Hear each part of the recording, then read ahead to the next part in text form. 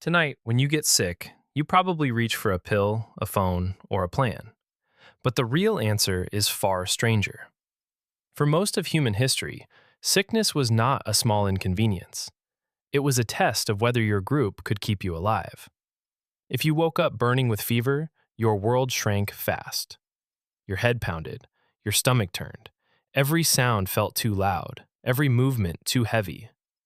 And the people around you had to decide what to do before they understood why you were failing. That is where the first medicine began.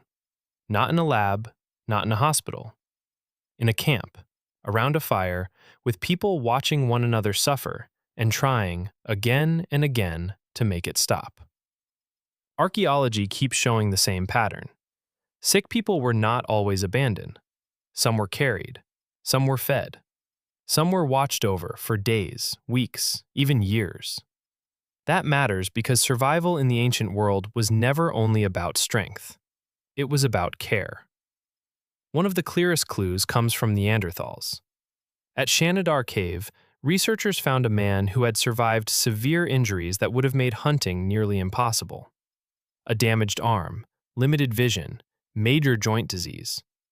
He still lived for years. That means someone helped him eat, move, and stay alive. Compassion itself may have been part of early human survival. You do not have to imagine a perfect clinic. You only have to imagine people noticing pain and refusing to walk away. And then there were the plants. Your ancestors did not know about bacteria, but they absolutely knew that certain leaves, barks, and roots changed how the body felt. Wounds had to be cleaned. Broken bones stabilized. Heat, smoke, resin, honey, and pressure all may have helped reduce infection long before anyone understood germs. Ötzi the Iceman, frozen for over 5,000 years, carried materials linked to treatment, including a birch polypore fungus with possible medicinal properties. Even in the deep past, people were building little medical kits out of whatever nature offered. But ancient healing was not only practical, it was also spiritual. If someone had a seizure or a wound that refused to heal, the explanation could become a story about invisible forces or angry spirits. That does not mean ancient people were foolish. It means they were explaining events with the tools they had. When you cannot see microbes, you invent other models for suffering. The important part is that the person still needed help, and help still happened. The most dramatic example is trepanation, cutting or drilling a hole into the skull. It sounds horrifying because it was. But researchers have found skulls with signs of healing, meaning the patient lived long enough for bone to grow back. Maybe it relieved pressure after injury. Maybe it treated severe headaches.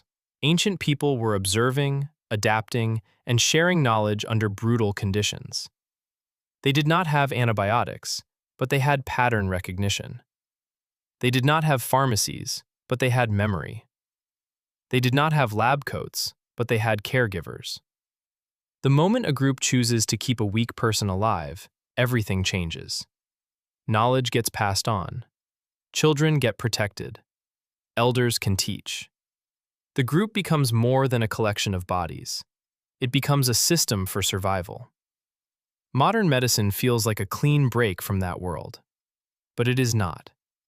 Your pill bottles, your clinics, your emergency rooms, they are the descendants of those earlier habits of care. Before anyone knew what a germ was, humans already knew that some things helped, some things harmed, and some people could not survive alone. That insight came first. The technology came much later. So the next time you are sick and you rest, drink water, take medicine, or let someone help you, you are repeating an ancient pattern. Not because your ancestors were primitive, because they were paying attention. They watched. They remembered. They cared. And because they did, you are still here to get sick at all.